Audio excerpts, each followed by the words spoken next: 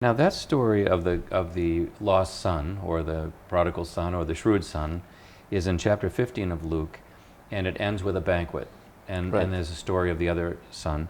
But I wonder if you went back to chapter 14, there's another banquet, because banquets are big in Middle Eastern villages, and they were big in the time of Jesus, and they're very symbolic. And I wonder what kind of insight you have from these both banquets in the life of Jesus' ministry, but also banquets in his stories. Well, again, in Luke 14, we have the same gospel right there in the heart of the story of Luke 14. Luke 14 is a big shock to any Jew back then listening to Jesus, because Jesus tells them in plain words that the kingdom is going to be taken away from you and given to those who are unworthy. The story tells us about a big banquet, a great banquet, a rich man inviting many people in the village. And again, in a village, people are invited several, even months in advance.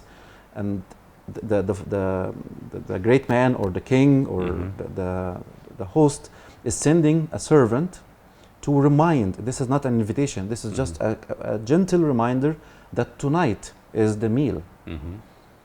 And we read about 3 people who were invited, and we're sure that these people are rich people, people who are well respected in the village.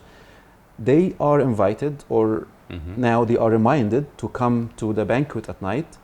And then we hear 3 ridiculous excuses that do not make any sense. And these are people that could have had a reciprocal relationship with the host. Right. They could have given back. Right. Okay. And that's probably was the reason why they were invited in the first place, because they are rich people, just like this rich man. The first one says that he bought a piece of land, right, and he's going to examine it. I mean, in the Middle East, you do not buy a piece of land at night.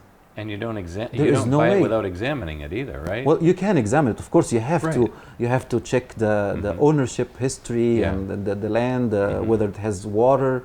But all of these things are done in the morning, in the sun. You have to see everything around the land.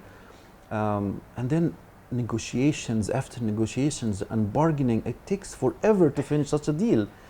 Same thing with the guy who got married. I mean, getting married in a village in the Middle East is not a matter that takes place over a day or 2 or even a week. This is a lengthy process. Right. And also you send invitations. And I'm sure the bride and the groom sent invitations to the well-respected people in the village. So the whole village knows about the wedding. Right. So he's actually telling lies. This is not a real excuse. And then the third guy who bought animals. Right. Again, buying animals cannot be done in the middle of the night. You have to buy them in the morning, and you have to see whether they can work together, whether they are healthy, and again you have to negotiate the price and bargain. All of these excuses are ridiculous. Now the servant goes back to the master and tells him what happened. And here comes grace. Grace is given to those who are unworthy, those who were not part of the plan of the banquet. The master tells the servant to go out and invite everyone who is not worthy. So everyone who's not worthy of God is inviting. This is grace. This is the heart of the gospel, which again reaches its climax again in Luke 15.